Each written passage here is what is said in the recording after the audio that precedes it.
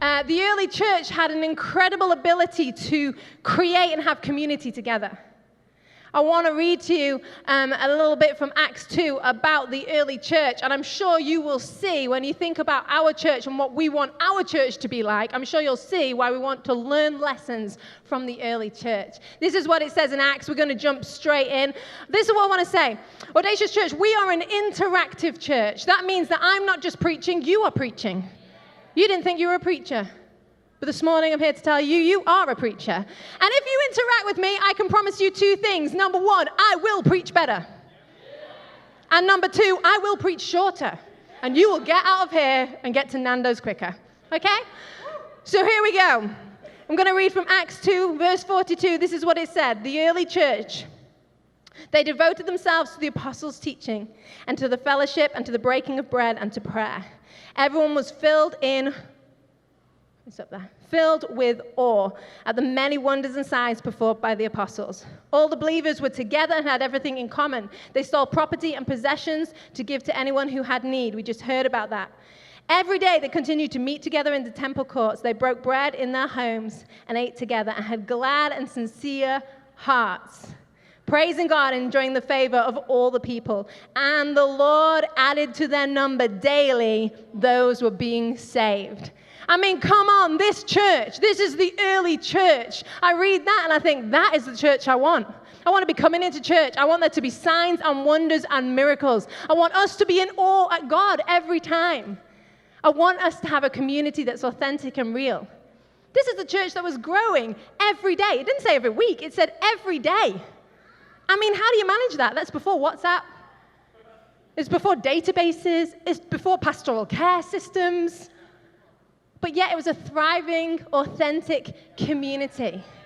And I reckon in a world that is starved of community, in a generation that's been called the loneliest generation, I think real, authentic community is what needs to be found within the church.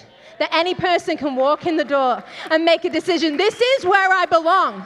I have a place here. So we're going to learn from the early church. We've called it neighbors because we're going to learn how to be good neighbors. Look at the person next to you and say, I'll be your neighbor. The other person and say, will you be my neighbor? Every street, I reckon, has certain neighbors on it. Pastor Glenn spoke about this last week. I have an angry neighbor on my street. I won't tell you who he is or his address. No.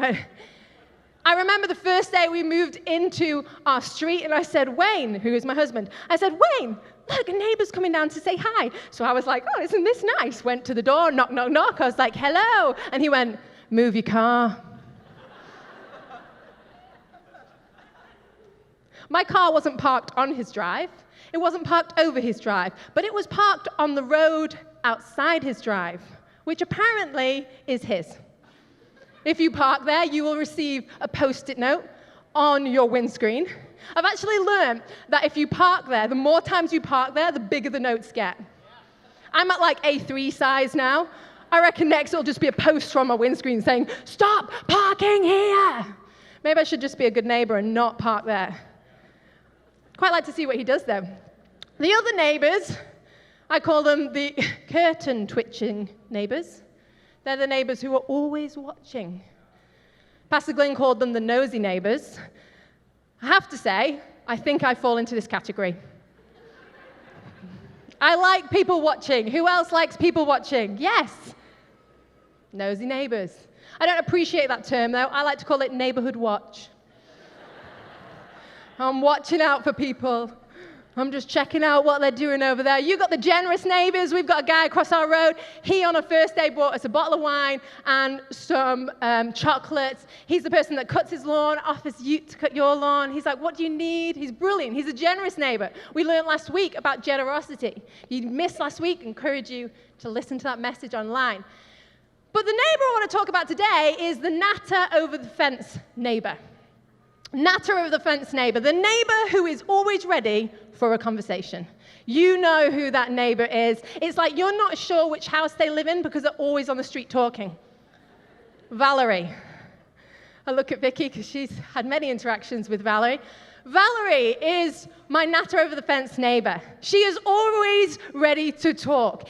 I could have a child on both hips, my work bag on my back. I could be dragging my 6-year-old along to try and get to my car on my drive in the rain. And I look up, and there's Valerie, always ready for a conversation, always wanting to talk, always wanting a chat. But here's the thing about Valerie. What I love about Valerie is this, that she makes our street a community. She makes our street a community because she talks to everybody. She communicates with everybody. She knows everybody. And this is what communication does. Communication takes a group of people and turns them into a community. Today I want to talk about the importance of communication within a community. I want us to understand this. The Bible says this. It says in Acts 2, it says this about the early church. Twice it says that they were all together in one place. Which is a strange thing to say, because if you're all together and in one place, you would think that you would only need to say one or the other. They're either together or they're in one place, or they're both. But the Bible deliberately says it because when it says that they are together, it's not just meaning in one place, it means together in community. It means together in relationship. Being in the same place does not mean community. Church, you know that because you probably have lived in a shared house where you live in the same place, but you're definitely not in community. You're not in relationship.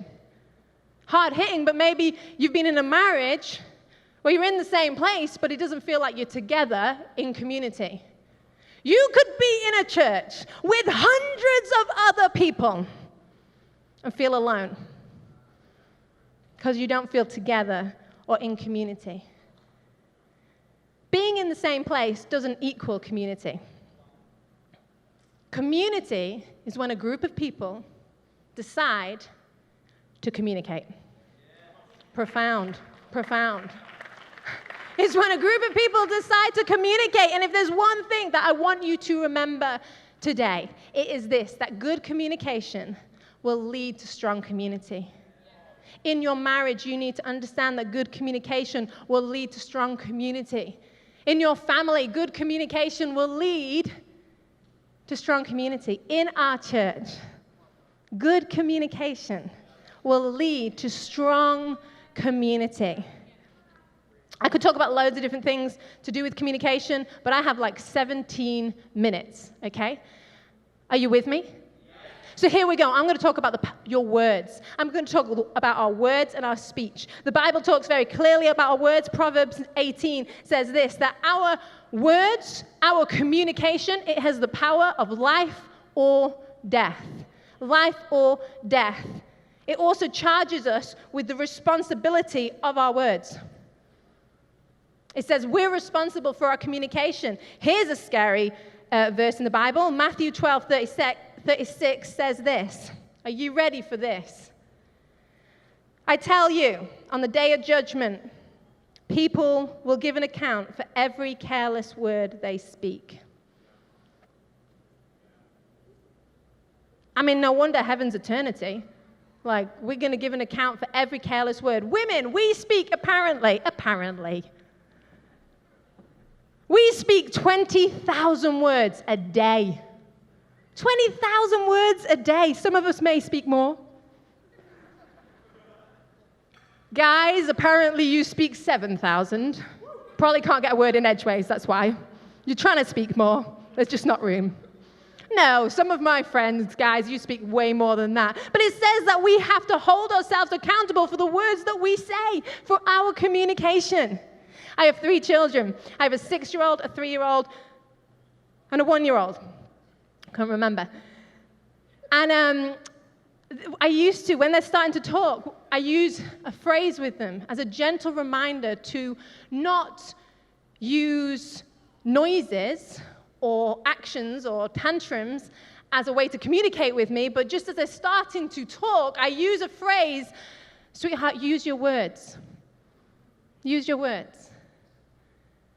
And today I want to encourage us that in a world that is starved of community, I want to encourage us that as a church, we need to learn to effectively use our words. We've got to use our words to create community, strong community. So here we go. I'm going to give you 3 ways, the best 3 ways that I can think of for us to use our words. Are you ready? Here we go. The first one is this. We need to use our words to form connections. You're like, Hannah, this sounds really simple. It is. Let me explain. We need to use our words to form connections with people. We say to children, find a common ground. If you don't know how to make friends with someone, just find a common ground. Find something you have in common with them. An example is, who likes skiing or snowboarding? Put your hand up. Okay, common ground. Straight away, this group of people could get together and probably talk about that. Who was born in the south side of this country, down south? Who was born down south? Good. See, we could have a conversation about it. Find common ground. Find a connection point. But you're saying, how this is a little bit 101 for us. Surely you should be in kids talking about this, maybe explaining to them. But this is what I want to say this morning, that the key to forming connections that build real community is don't stop just at common ground. You see, when we only aim to connect on commonality, what it actually breeds is it breeds uniformity. It breeds segregation. You're like me, so I will be like with you. But community is not about uniformity. Community is about unity. It's not about us all being the same and connecting on the same commonalities. It's actually about us making a decision to go deeper than that. Segregation would say, oh, I don't belong to this group. I can't find belonging here because actually I'm not like you guys. It breeds isolation.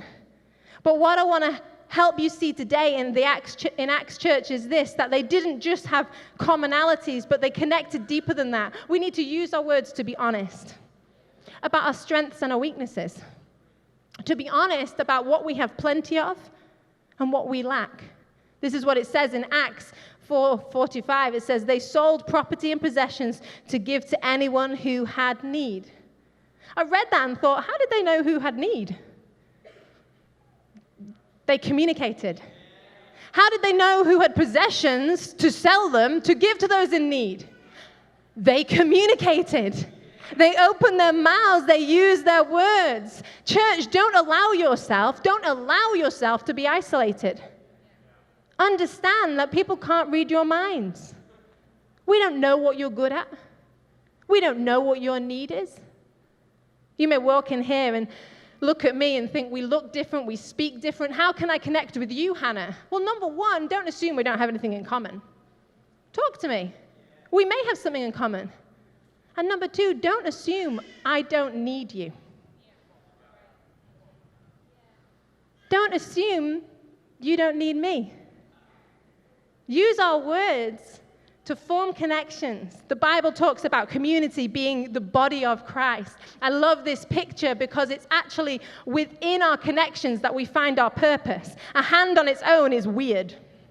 An eyeball on its own is weird. But when it is connected, it finds its purpose. Your purpose, church, will be found in your connections. Your ability will be found in your connections. And maybe the connection point is not what you have in common.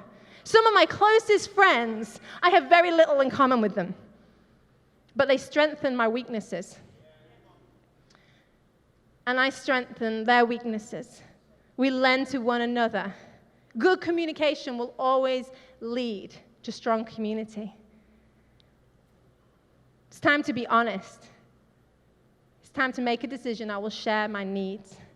And I will be secure enough to tell people what I'm good at and what I can do for them. The second thing, what we need to use our words for is this, to form connections, but also to bring life. We just heard that the words can bring life or bring destruction. And we want to encourage you, let's be a people who, when we speak, we bring life. Our words have power. Ephesians 4:29, it says this, let no corrupt talk come out of your mouths, but only such as is good to build up, as fit for the occasion, that it may give grace, empowerment, peace to those who hear it. Proverbs 16:24, I love this. It says, gracious words are like honeycomb, sweetness to the soul and health to the body. But then Proverbs 12:18 warns us that there is one whose rash words is like a sword thrust into us.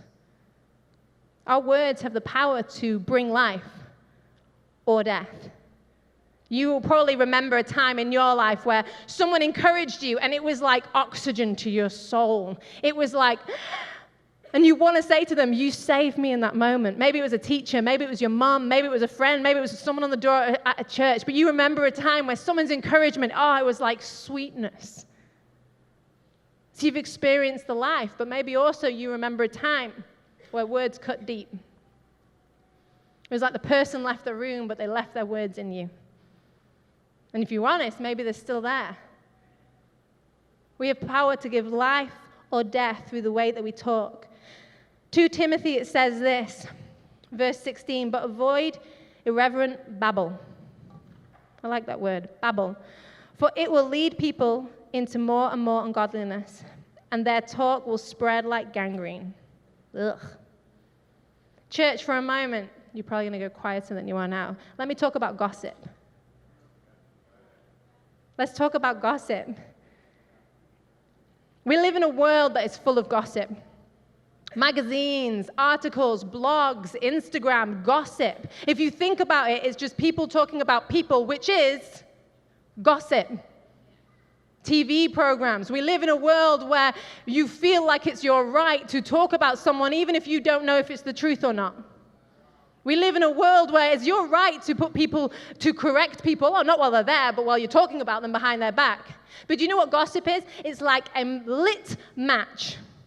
In James, it says, consider the forest that is burnt down by one spark. And it says, your tongue is like a spark. It's like a fire. Do you know as soon as gossip has left your mouth, it is out of your control? You're not in control of it. Have you ever said something that you wish you could take back because it is like a wildfire? Gossip will burn a house down from the inside. There is enough contending with us outside the walls of church for us not to set fire inside. Don't burn the house down from the inside. When I have my opinion, when I give my judgment, when I put the world to rights, I am setting the house on fire and then getting upset that it burns down. Gossip. We got to speak life. Speak life.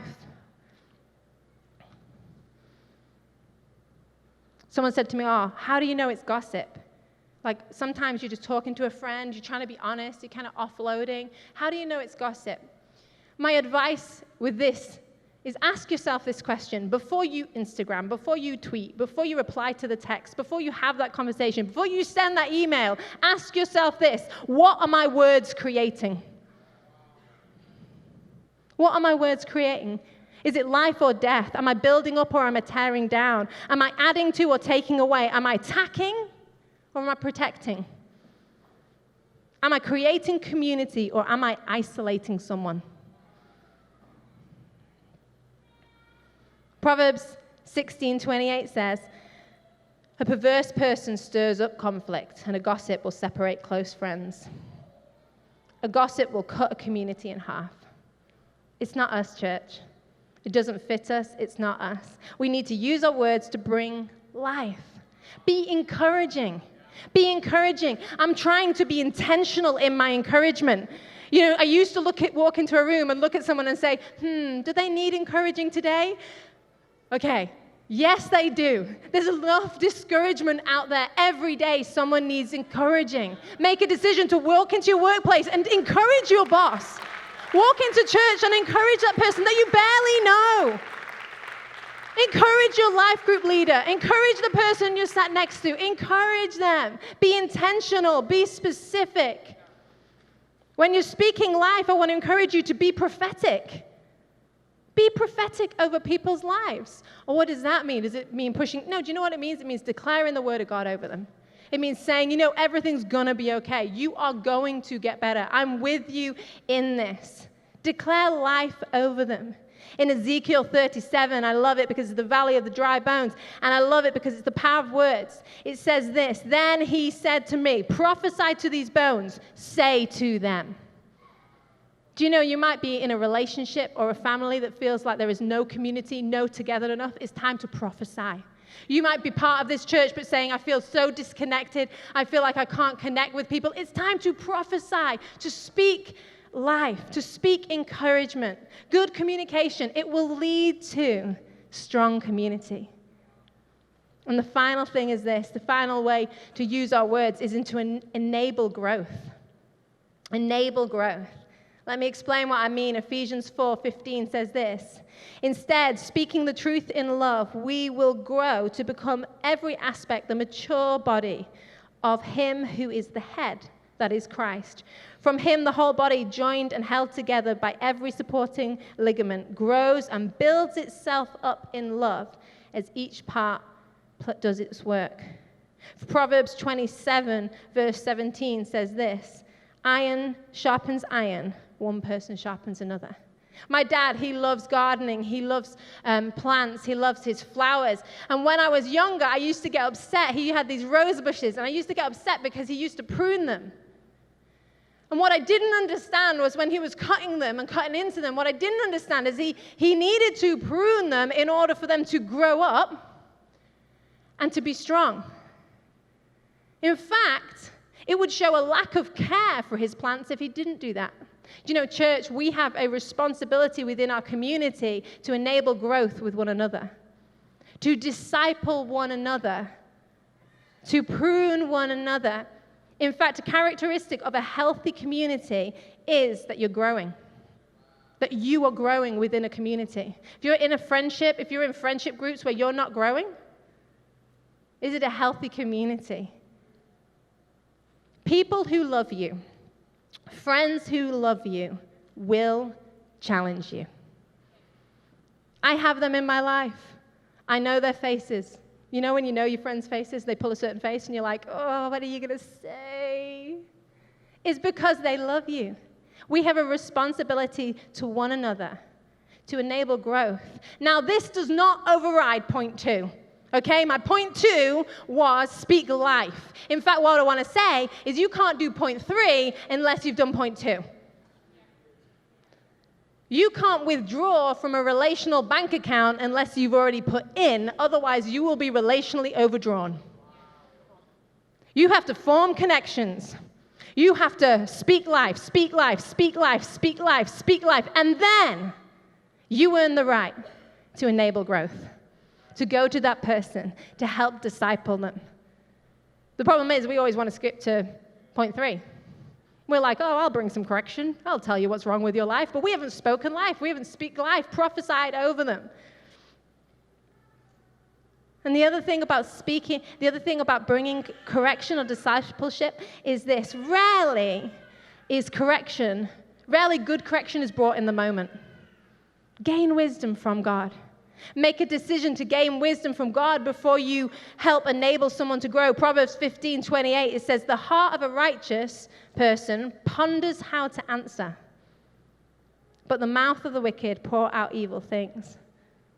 In Jeremiah 1, verse 9, it talks about God putting his words into our lips, into our mouths. Before you go to someone to bring correction and help disciple them, go away. Ponder how you should answer them and allow God to put his words in your mouth. I'd way prefer to walk into a circumstance with his words in my mouth than my words in my mouth to enable growth. Good communication leads to strong community. Here at Audacious Church, we firstly want you to know that you belong here. You belong here. There is a place for you within this community. You're part of the body of Christ. We want us to have a strong community that goes beyond races, that goes beyond backgrounds, that goes beyond jobs, that goes beyond our age group. We want any person to be able to come in here and feel like they can belong to this community. Maybe you're here and you feel like a lack of community. Perhaps it is in your family. Maybe it's here within church. Maybe it is within your marriage. Maybe it's in your workplace. The question I want to ask you today is the lack of community because of lack of communication. Do you just need to use your words? Do you need to open your mouth, have a conversation? Matthew 15, verse 18 says this, "But the words you speak come from your heart." The truth this morning is this, that's what's in your heart will come out. It's a very practical message today. I want you to take it away. I want you to break it down. I want you to have a think about it. What's challenging you? What do you need to do? But we're going to have a moment now with God when we're going to ask what's in our heart. If you always keep having the same conversations, if you keep falling into realms of gossip and talking about people, rather than getting annoyed at your mouth, I want you to examine your heart before God. Say, what's in my heart? Search me, Lord. Show me what's in my heart. Psalm 141, verse 3. I love this verse because it says, God, set a guard over my mouth. Set a guard over my mouth. Keep watch on my words. So in a moment, we're going to have a moment just with God. Just say to him, search my heart. Seal into my heart what I need to do this week to be part of this community.